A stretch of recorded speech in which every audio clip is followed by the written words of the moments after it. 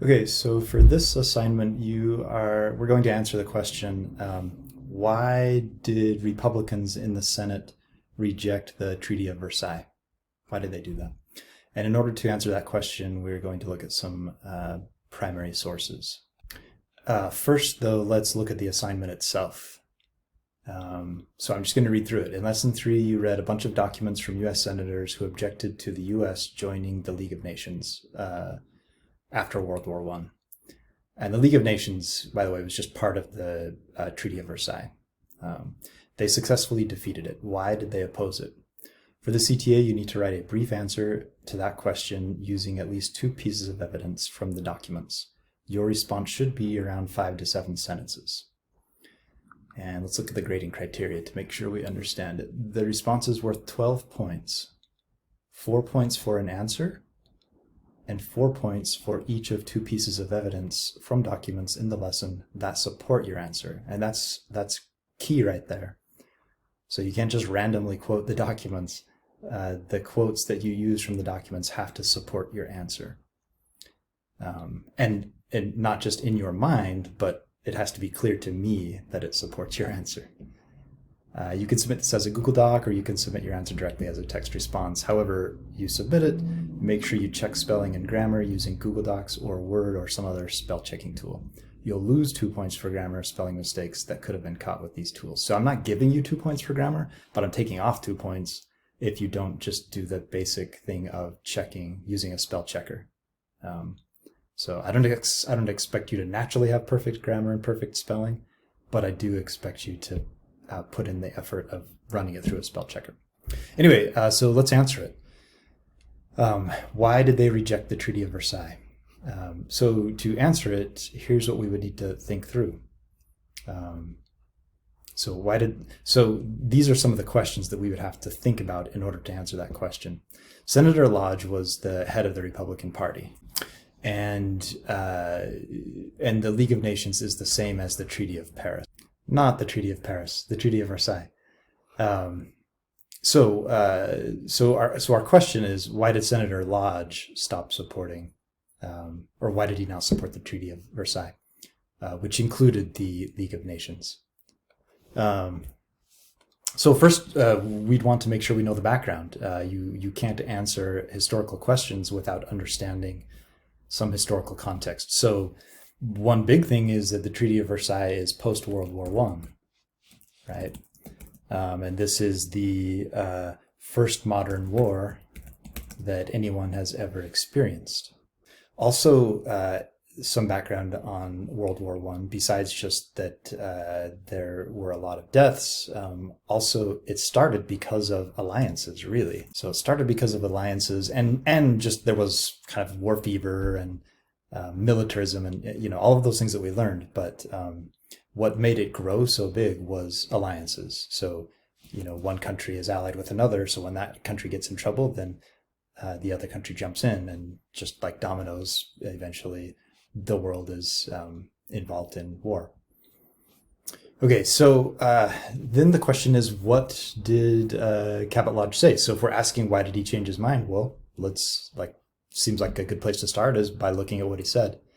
You'll know from your homework he said 4 things, but I'm going to kind of summarize it just based on my memory and for the sake of time in this video. But you would want to go back to your workbook, and you could actually, you don't have to write that like I am, because you have it in your workbook written already. Okay, so I went back and reviewed the document, and there were 4 things. So first of all, he said signing the Treaty of Versailles, creating an alliance in the League of Nations with European countries, goes against what George Washington suggested we should do. It also put at risk the Monroe Doctrine. The Monroe Doctrine basically said, if Europe stays out of America's business, and by America I mean all of the Americas, the continents, then the US will stay out of Europe's business. And so he said, wait, now we're getting involved in Europe's business. Does that mean they can get involved in our business? And does the US really want to get involved in every single dispute that happens around the world? And he alludes to that some of those disputes might include being over immigration. And do we want other countries to have a say in our immigration laws? And then in this paragraph, he is just indicating that do we want to put our sons, our soldiers at risk, just so we can guarantee the strength of the League of Nations. Okay, so these are the four things he said. Conflicts with George Washington, conflicts with the Monroe Doctrine, puts our soldiers at risk for stuff we don't really care about, and then things that we do care about and that is our business, like immigration, might be subject to feedback or even rules that the League creates. Okay, so that's what he said. Now we have another document from Lodge, so let's look at that. In this speech that he gave in 1915, so this is 4 years earlier, he says, what can we do? This is just a part of his speech. So what can we do in the larger sense towards securing and maintaining the peace of the world? Nations must unite in order to preserve peace and order. So he's actually talking about something similar. The thing that he's rejecting in 1919, he's talking about right here. A united effort to preserve peace and order. So we'll continue. The great nations must be so united as to be able to say to any single country, you must not go to war. And they can only say that effectively when the country considering war knows the force which the United Nations place behind peace is irresistible. So let's make sure we are really clear about what he's saying. He's saying we need to be united. So he's talking about a league, something like the League of Nations. And that unity needs to be so strong that when one country decides to oppose it, they know that they won't be successful. So there needs to be some teeth to it. Okay, so I just included the dates there. So that first speech we looked at, he said one thing. He opposed the League of Nations and the Treaty of Versailles. But in the first speech that he gave, the second one that we looked at, he said we need a really strong League of Nations. So kind of the opposite. So we're going to have to resolve that when we answer this question, by the way. Because if you say, oh, he rejected it because he didn't think we should be unified with other countries, then my question is going to be, well, but what about this document that said we should? How do we explain that? Okay, and so let's also get some support from other Republican senators. And we had two documents from two other senators. So let's look at those. Okay, the first document that we're looking at is Senator George Norris. He's a Republican from Nebraska. And I won't read this through, but basically he says, well, this treaty is basically supporting Britain and their aristocratic empire. They want to make sure that nobody can challenge them. And so they want to get everybody together to say, for example, if Ireland ever wants to leave our control, they won't be able to because we'll have this League of Nations that keeps them together. So this guy does not like Britain, clearly. He's still maybe a little bitter over the Revolutionary War that happened 150 years before this. But basically he says, this is just England's way of maintaining its empire. And England did have a big empire, it had colonies all over the place. And no, we don't want to support that. Okay, and then there is Senator Johnson from California. And his is interesting. So he says, hey, and he focuses on one of the points that Henry Cabot Lodge made, and that is, hey, in California, which is where he's from, there's this alien land law where they discriminate basically against certain types of immigrants. And he says, well, what if we sign this, if we become part of this League of Nations, are we going to lose our ability to pass laws like that about immigration? And then he also, and this is kind of unfortunate that this is how people were, but on the other hand, it's just how people were. So he also says, hey, you gentlemen from the South, you might also want to consider that this race problem that you have. So when he's talking about, I wouldn't say the white Southerners had a race problem.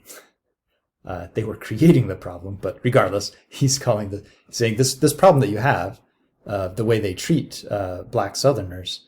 What if other nations had some kind of say in whether or not you could do that in the South. So he's kind of being like, hey, you Democrats in the South, because the South at this point was all Democrats, you Democrats in the South might want to rethink your support of the League of Nations, because it might make it so you can't do this thing that you've been doing.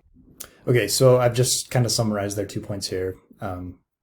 This League of Nations is just a way for Britain to maintain control of its empire at our expense, and this league is going to make it so we can't discriminate against people we don't like. Of course, he didn't say it like that. Those are my words, not his, but that is what he was saying.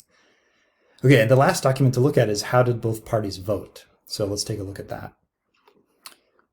So that was document C, I believe. And what we can see is in the Northeast, which was mostly Republican, 26 senators, most of them voted not to support the treaty. So 27% supported it, which means about 75% did not support the treaty. And that means almost all Republicans didn't support it. It looks like there must have been one or two who voted to support it. In the South, which is 100% Democrat, almost got 100% support from the South. Midwest, mostly Republican, mostly didn't support. And then the West is about 50-50, and that's about what the support was, a little bit more than 50-50. So overall, he did get the majority of support from the Senate, but he needed, I believe, 2/3 in order for the treaty to pass, and so clearly he didn't get that. But what this tells you is that Democrats were for it, and Republicans were pretty solidly against it. Okay, and like just let that sink in for a minute. Democrats are for it, Republicans are against it. Oh, and I should say one more thing that we needed in the background, up here, the background information. President Wilson is a Democrat. Also, I should point out that if we look back to 1915, and I know this question isn't about President Wilson necessarily, but this is actually important. If we looked back, President Wilson would have been against the League of Nations in previous speeches that he gave prior to World War I.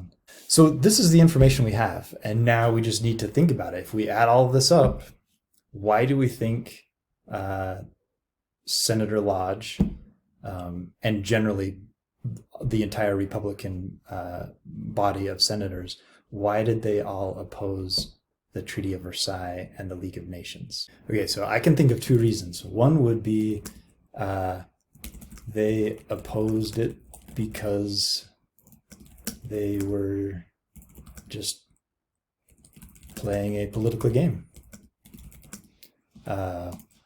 And the idea there would be that Wilson is a Democrat, and therefore whatever he says we can't support.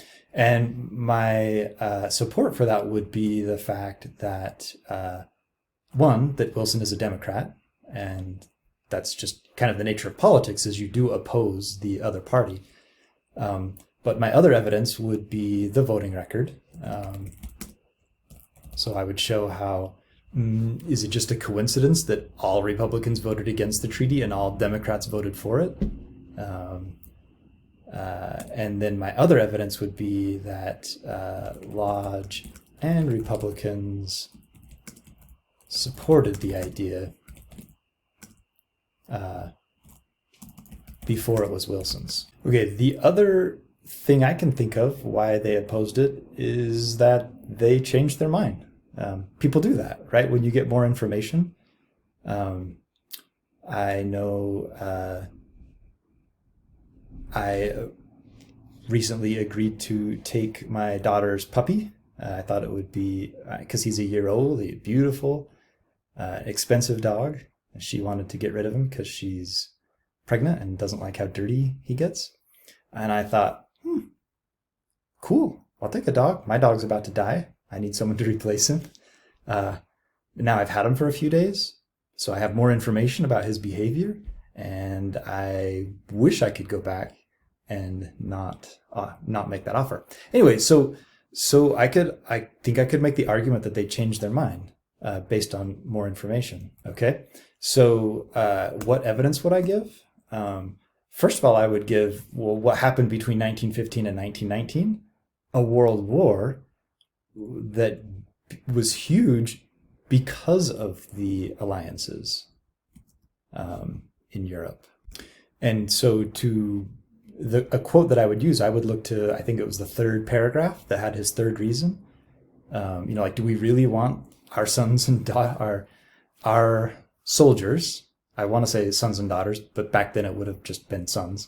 But do we really want our sons and daughters losing their lives over boundary disputes in, some obscure country that we don't even know where it is on the map? And I think that was in the third paragraph.